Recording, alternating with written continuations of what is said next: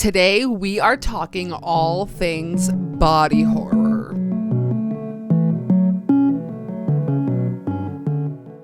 Welcome back, ghouls and gals. If you are new here, every single month we do a themed horror movie week. Every month has a different theme for one whole week.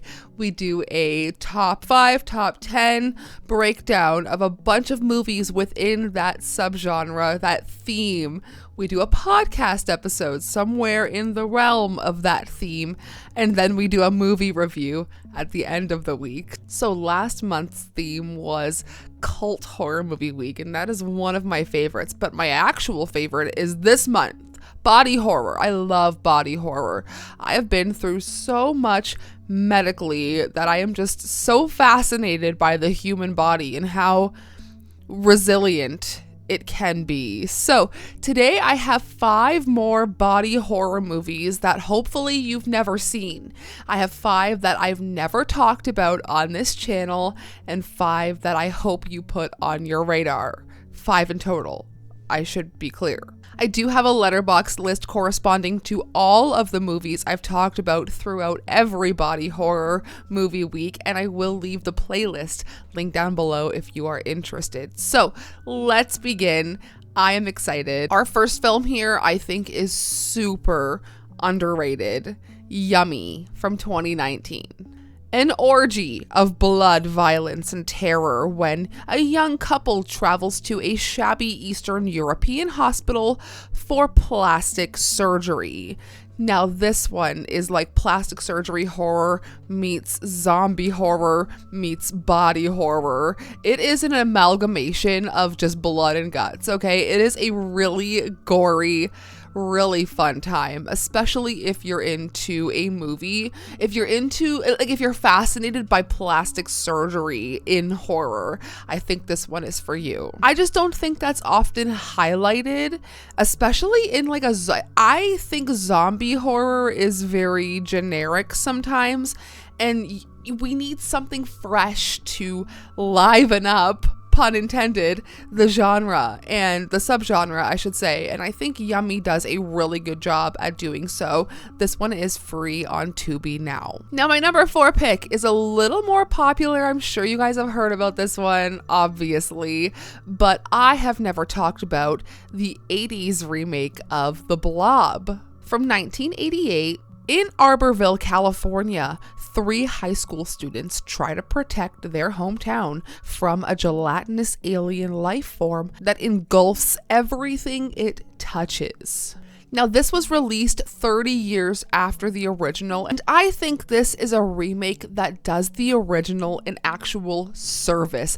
I think this elaborated on the theme of the blob and made it something so ucky gooey with really great practical effects, really great body disintegrations, and just things that happen to the body in that movie that shouldn't happen to the human body. Alex actually recommended this movie for this list, so I want to give him the shout out for that. But this movie stars Shawnee Smith and Kevin Dillon, who ends up being in Saw, in Remote Control, in Entourage, and so many movies and series down the line. And even Shawnee Smith was in Becker. Remember that show with Ted Danson? Ted Danson's Bachelor Pad. Anyways, yeah, I forgot where I was going with that. I just really love 80s horror, and I think this one is a really cool remake that is done right.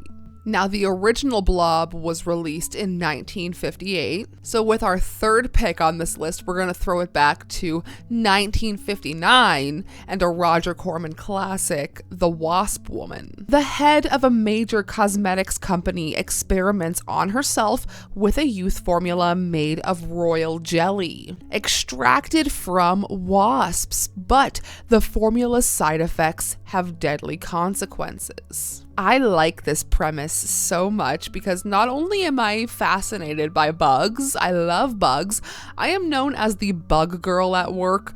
I do a lot of arts and crafts. We run a small business. I try to incorporate the dead things that I find into certain pieces Anyways, I'm always having coworkers like come up to me and be like, oh, I saved you this butterfly, I saved you this moth, I saved you all of these bees. And like, I'm just known as the bug girl. But I am also, coincidentally, I work in cosmetics where I work, and I think this movie is the perfect mix of things for who I am as a person. I also want to say Roger Corman does make an appearance as a doctor in this movie. I love when directors make an appearance in their own movie. Oz Perkins, I'm looking at you. But this is another one on Tubi that you can watch for free right now if you're into black and white, weird, hour and some long experimental films. And number 2 here, I've got a weird one for you. This one is very... I want to put it in the disturbing category. This movie is literally about body decomposition. And correct me on the pronunciation if I'm wrong, but this is Thanatomorphose from 2012. Bruised from a night of rough sex, a young woman is shocked to find that her body, rather than healing itself, has inexplicably begun to rot. Now, I'm telling you, when we watched this movie, I sat there the whole time like this. Like, that was my reaction. I have a hard time sometimes with like really gross body stuff. I love it. And that's how I know it's like, I don't really get grossed out often. I don't really get weirded out often. I'm just here for the ride. Okay, I'm here for the ride. But this one I'm gonna put in the category of necromantic too for me. It's not like we're not doing like weird corpse stuff, but like at the same time we are doing weird corpse stuff, if you know what I mean. The title of this movie is actually a word that refers to decomposition to the body caused by death, so do with that what you will. It is a very low budget, like it feels like it is sold to you in a way where it's real. Because it's so low budget, it just kind of feels like you're watching someone live their day-to-day life while they are rotting and decomposing. And with number 1, if you are fans of Meatball Machine, if you are fans of Tokyo Gore Police, might I introduce you to Machine Girl from 2008. The life of a young Japanese schoolgirl is destroyed when her family is killed by a ninja yakuza family.